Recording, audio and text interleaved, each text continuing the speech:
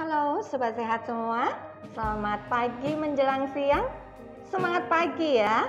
Oke, hari ini bertemu lagi dengan saya Frisni, tentunya di program kesayangan kita semua, program yang selalu memberikan kita pengetahuan-pengetahuan dan tips-tips seputar kesehatan. Di mana lagi kalau bukan di Prognosa, program ngobrol santai bersama Rumah Sakit Panti Waluyo, Surakarta. Oke, pagi ini kita akan ngobrol-ngobrol tentang stop kurang gizi pada pasien TBC. Nah, di samping saya sudah hadir narasumber kita pagi ini.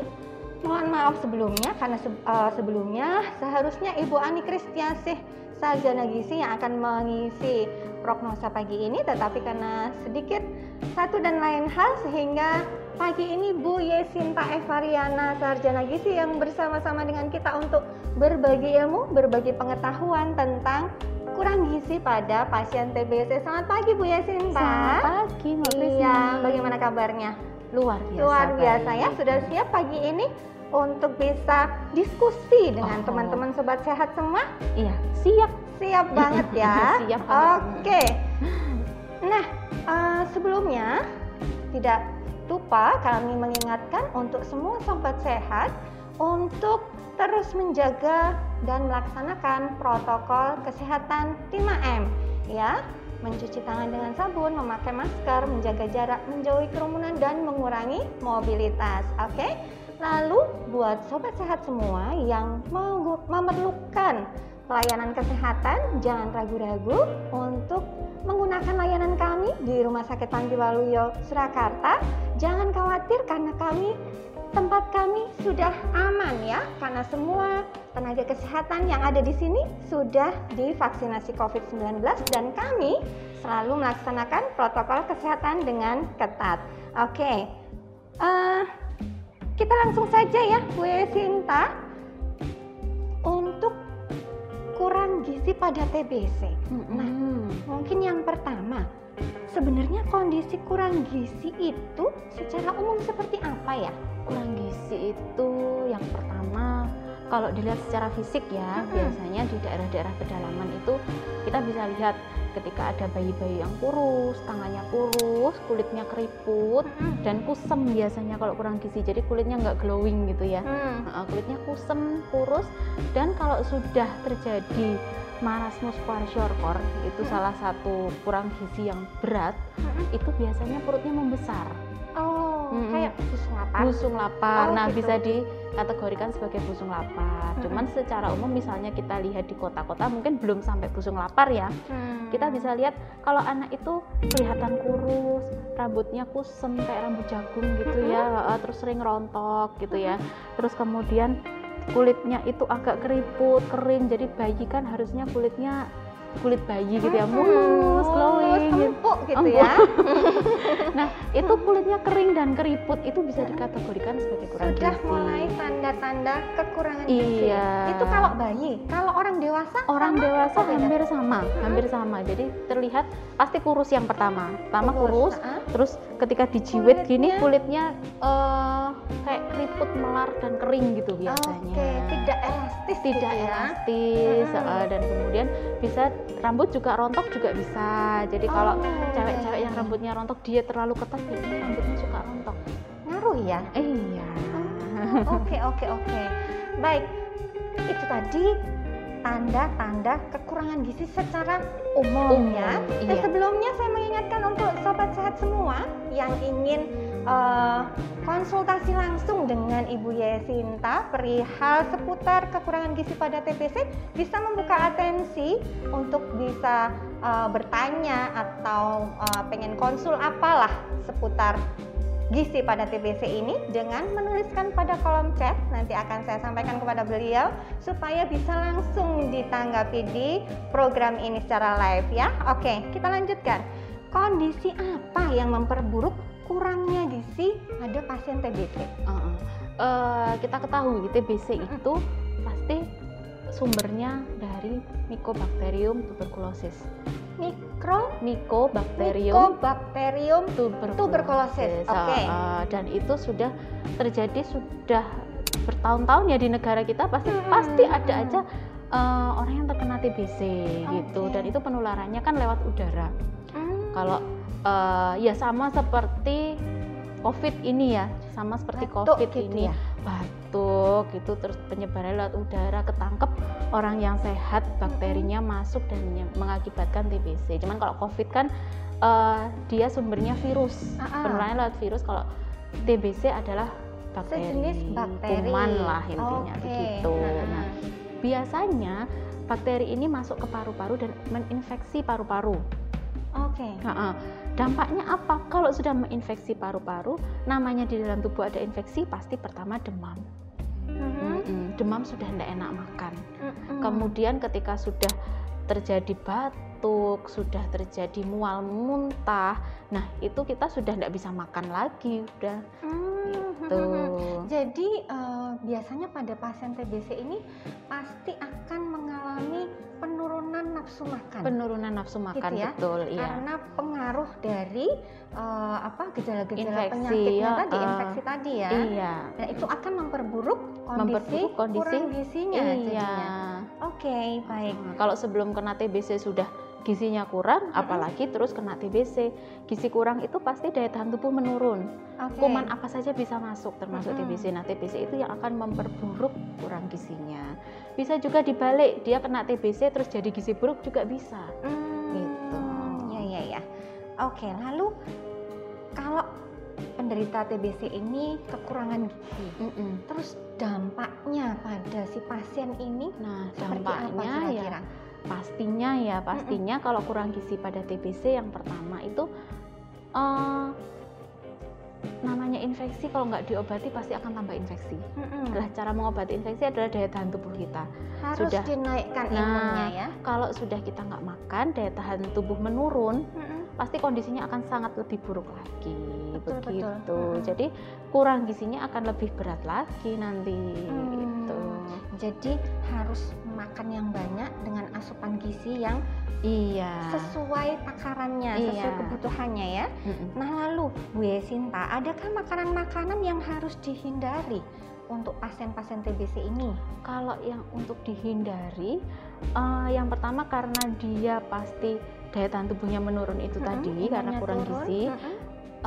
Jangan makan makanan mentah, karena makanan mentah itu kita nggak tahu dia habis dari mana gitu. Misalnya kita makan selada ya, selada nyucinya pakai air yang bersih atau enggak, gitu ya? lalapan dia nyucinya pakai air bersih enggak. Kalau di pinggir-pinggir jalan kita kan juga ragu ya, air yang buat nyuci sayurnya bersih atau enggak. Terus jangan-jangan malah belum dicuci tadi. Nah, jangan belum dicuci, dipetik langsung dimakan gitu. Terus daging-dagingan, ikan-ikanan, kalau model-model seperti daerah Jepang yang ikannya mentah sushi gitu ya? Itu kalau kita tahu pengolahannya baik, dia cara pegangnya itu tangannya nggak kotor, itu sih bisa dimakan. Cuman kalau tangannya si chefnya, si kokinya, cara pengolahannya salah, bisa jadi itu juga sumber penyakit. Karena nggak dimasak kan, tidak melalui proses pemasakan. Karena dengan panas semua kuman bakteri pasti mati. Jadi alangkah lebih baiknya menghindari makanan-makanan yang mentah. Ya? Terus yang kedua, hindari makanan yang diawetkan. Contohnya pengawet makanan kaleng, sosis, nugget gitu kan, yang frozen food kalau tidak frozen dia cepat basi, berarti dia bagus. Tapi kalau frozen food tanpa pengawet. Tapi kalau frozen food ketika dia tidak di frozen dan dia masih tahan lama, nah itu kita harus curiga. Jangan enak-enakan, wah masih enak ini dimasak gitu. Ternyata malah pakai pengawet. Nah itu yang berbahaya untuk kondisi tubuhnya. Jangan pakai mengkonsumsi makanan-makanan yang berbahan pengawet. Mungkin untuk jenis-jenis sayuran atau apa buah-buahan yang tidak bisa dikonsumsi ada nggak? Kalau sayuran semua bisa, tergantung kondisi. Jadi pasien TBC itu sebenarnya tidak perlu nyirik makanan terlalu banyak, karena dia sendiri sudah tidak mau makan gitu ya. Kita sudah sediakan makanan yang ini siriannya, misalnya siriannya nggak dimakan, dia pengen daging sapi tidak boleh, dia pengen ini tidak boleh, akhirnya makanan yang dibolehkan pun dia tidak doyan, akhirnya tambah kurang gizi. Semakin tambah kurang gizi, Iya. semakin nggak mau makan juga. Oke. Jadi ya memang pantangannya tidak terlalu banyak sebenarnya, hanya makanan berpengawet dan makanan mentah supaya tidak menurunkan kondisi tubuhnya. Yang penting makanan itu mateng dan tahu cara pengolahannya itu baik, itu semua boleh dimakan. Oke. Nah, kalau saya lanjutkan, tadi kan yang jangan sampai dimakan. Nah, sekarang berarti kalau apa yang sebaiknya dimakan atau dikonsumsi oleh pasien dengan penyakit TBC ini? Oh ya, apa yang sebaiknya dikonsumsi? Yang pertama, kita pola makannya dulu. Tadi kan semua boleh katanya boleh, ya, semua boleh. Tapi pola makannya dulu yang kita perhatikan gitu. Dia sudah mual, muntah, tidak nafsu makan, mungkin kadang-kadang demam biasanya gitu ya. Yang demam, yang pertama dia bisa mampunya makan seberapa. Misalnya mampunya cuma makan 2 sendok. Gitu. Kita coba sehari makan 2 jam sekali 2 sendok. Gitu. Jadi untuk memacu nafsu makannya ya. Atau misalnya dia cuma makan separuh porsi, kita bikin sehari makan 6 kali. Jadi jam 6 pagi makan nasi misalnya setengah porsi dengan lauk dan sayur.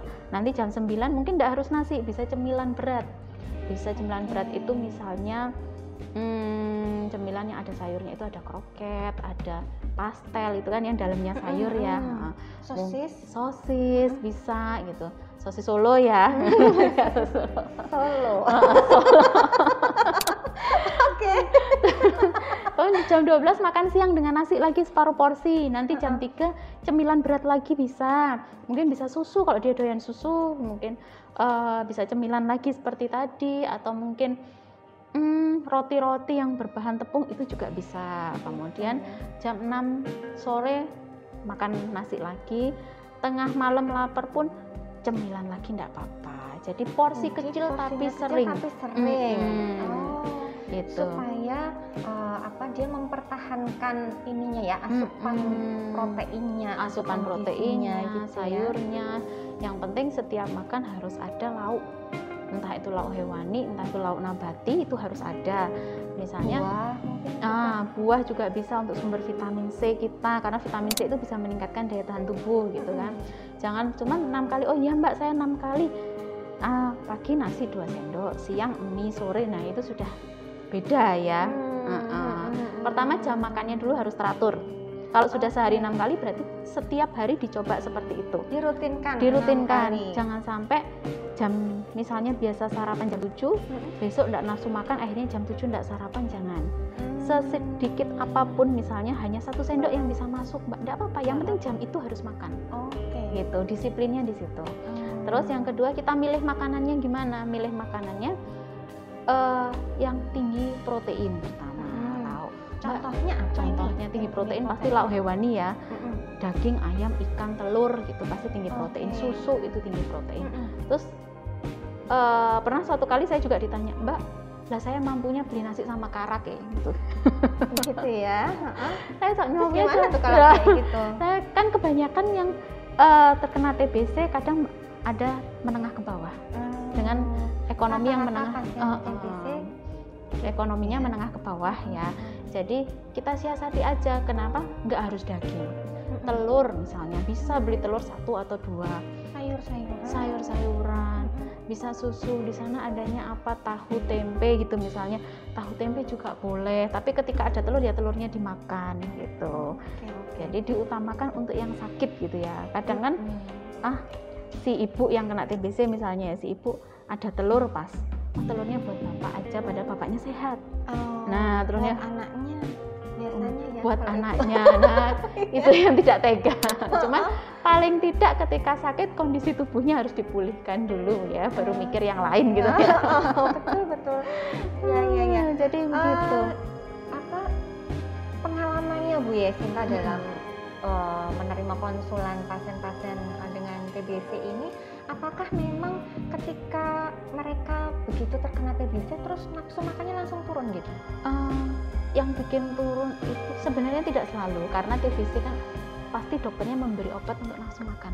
Oke. Nah, pasti memberi obat untuk nafsu makan. Nanti ketika kondisinya sudah membaik, dia nafsu makannya akan bertambah. Begitu. Tapi awal-awal pasti sesek, pasti kita nggak nafsu makan. Kita bayangkan aja kita sesek, kita mau makan udah nggak enak dulu. Gitu.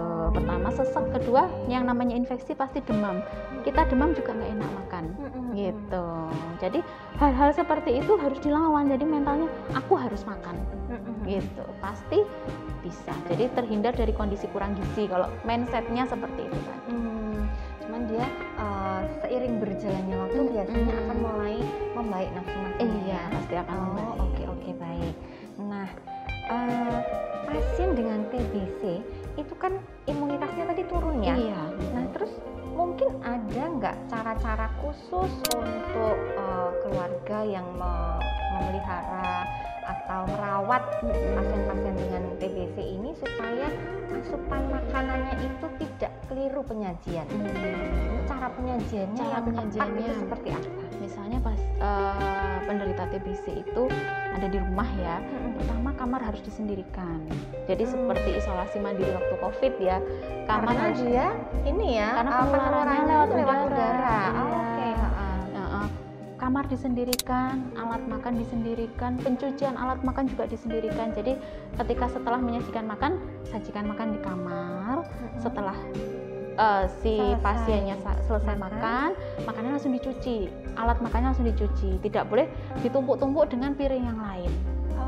Penyimpanannya pun sebaiknya disendirikan. Penyimpanannya disendirikan. Kalau bisa warnanya dibedakan supaya tidak ketuker.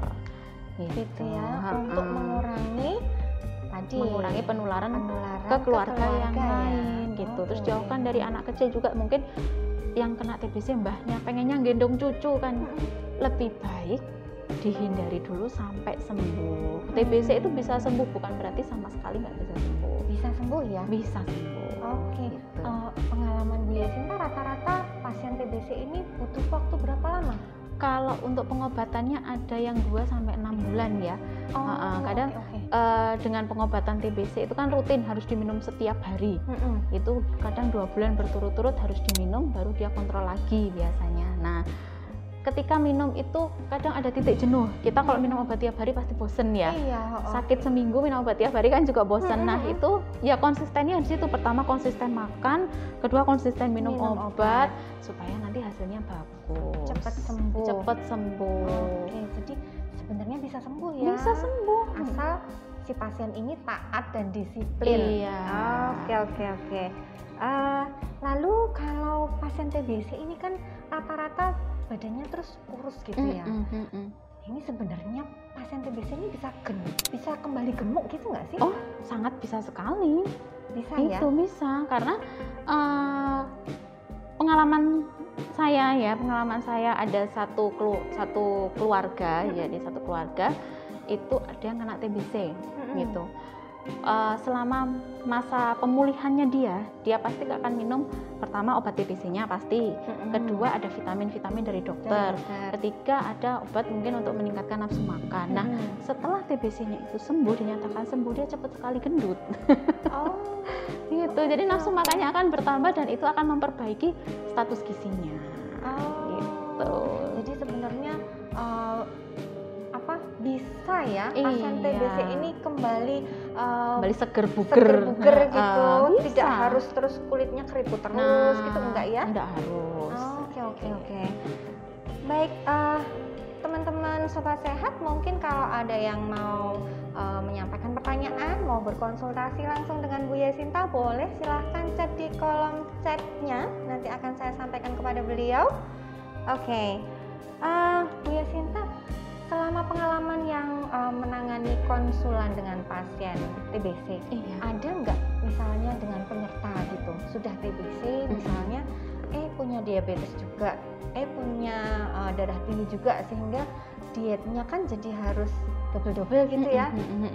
Ada nggak pasien yang seperti itu? Dan banyak sih, karena pertama bisa pasien tersebut memang punya diabetes dulu baru kena TBC, bisa TBC-nya bisa mengakibatkan gula darah tinggi karena ada beberapa obat yang dari dokter yang mengakibatkan gula darahnya pasien tersebut naik.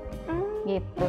Jadi Gitu ya. bukan berarti dia akan tinggi terus. Kalau yang kedua ini tadi ya, yang dia TBC itu dulu dapat obat terus akhirnya gula darah naik.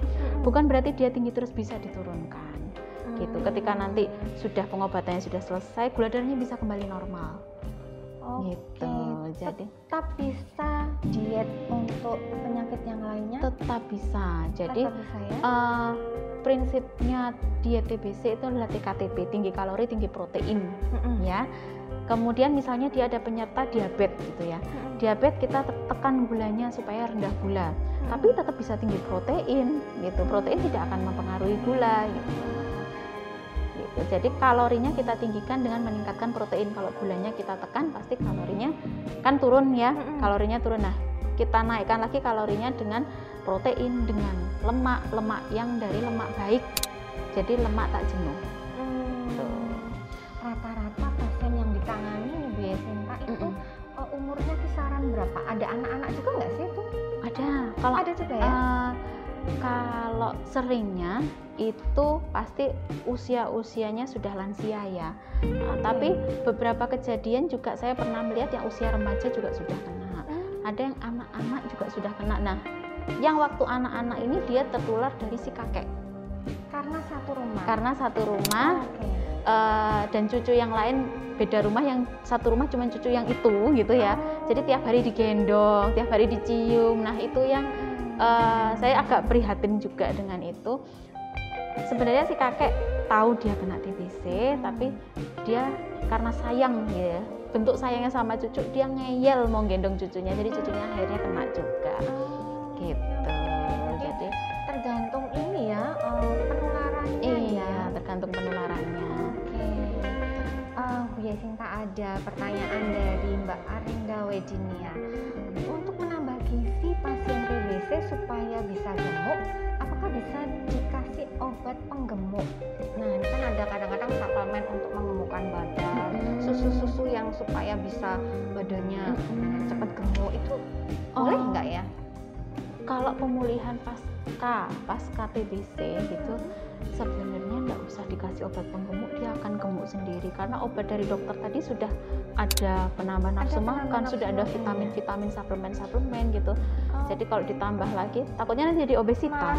Malah terlalu ini ya, nafsu makannya terlalu menjadi-jadi gitu ya. Kecuali nanti setelah pemulihan ternyata nafsu makannya tidak kembali seperti semula, baru kita bisa minta ke dokter untuk suplemen yang lain mungkin. Tapi ada itu kasus seperti itu? Saya lihat selama ini mungkin untuk yang lansia ya, lansia kan agak susah makan biasanya ya. Dasarnya memang tanpa TBC pun sudah susah makan gitu. Oke.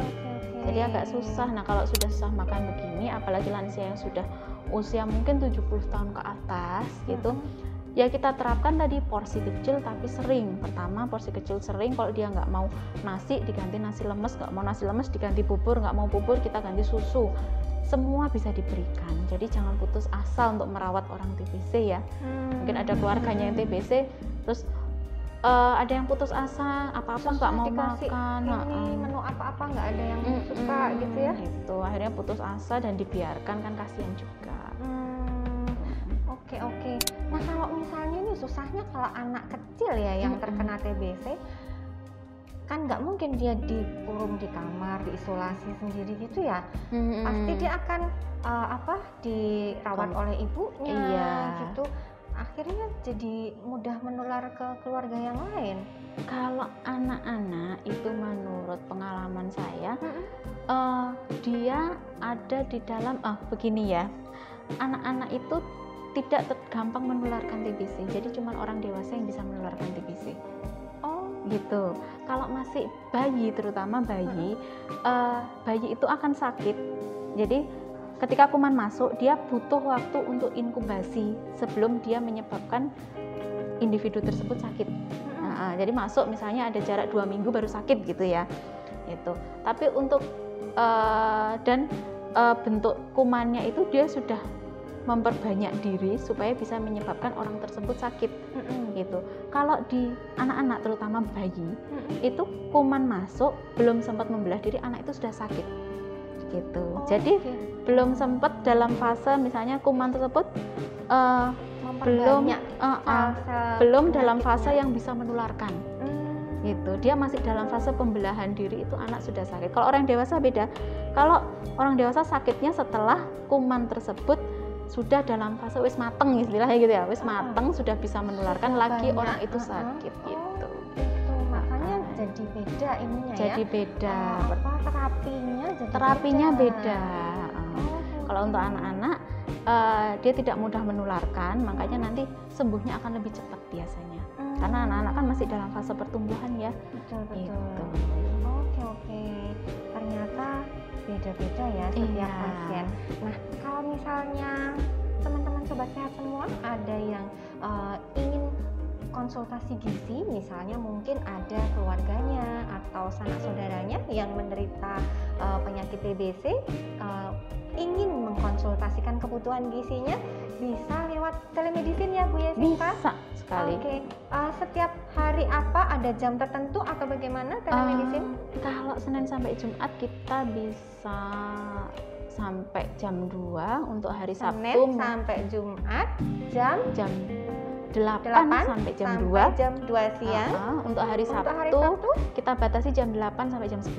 Jam 8 sampai jam 11 khusus hari Sabtu. Tentunya kalau ada yang ingin konsultasi dengan telemedicine bisa telepon dulu, bisa mendaftarkan diri dulu melalui telepon kami di 0271 712 077 atau sobat sehat juga bisa WA ke 081 5671 7076. Nah, nanti akan di konsulin sama para ahli gizi dari Rumah Sakit Panti Waluyo. Ada Bu Yesinta, ada Bu Ani, ada Pak Andi ya.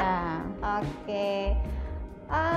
Sobat sehat masih ada yang ingin konsultasi? Oke.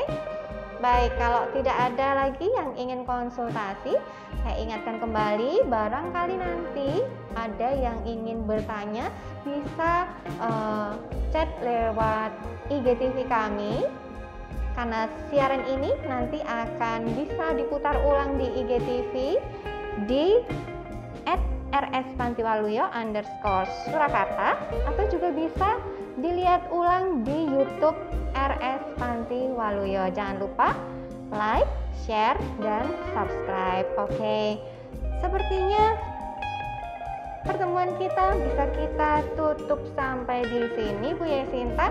Sebagai closing statement, Bu Yesinta, ada nggak pesan yang ingin disampaikan untuk pasien-pasien TB supaya cepat sembuh, supaya cepat sehat lagi? Untuk pasien TB ya, kuncinya disiplin, itu aja. Entah disiplin minum obat, entah disiplin makan, kuncinya hanya disiplin. Disiplin memakai alat makan, jadi tidak apa namanya ya, kalau di sini nyaut piring sak-sai. Oke. Nyucinya juga harus benar. Nyimpennya juga harus benar. Oke. Disiplin ya, satu kata yang paling penting diingat untuk pasien-pasien TB dan keluarga yang merawat pasien dengan TB. Disiplin kuncinya. Oke. Iya, baik. Pertemuan kita pada siang hari ini sepertinya sudah cukup. Bagi sobat sehat semua, jangan lupa bila ada yang memerlukan layanan kesehatan, silahkan datang ke Rumah Sakit Panti Waluyo. Jangan ragu-ragu, Rumah Sakit Panti Waluyo aman ya. Oke, baik, semoga kita semua senantiasa dijauhkan dari penyakit. Semoga kita semua senantiasa diberikan kesehatan ya. Jaga kesehatan diri sendiri, jaga kesehatan keluarga. Kita akan bertemu lagi di program-program yang lebih menarik lagi, dengan tema-tema yang lebih menarik lagi seputar kesehatan, yang pastinya akan menambah pengetahuan sobat sehat semua tentang kesehatan. Oke. Bila dalam kami melaksanakan program ini ada tutur kata yang kurang berkenan, mohon dimaafkan. Selamat siang, salam sehat, salam sejahtera, sampai jumpa.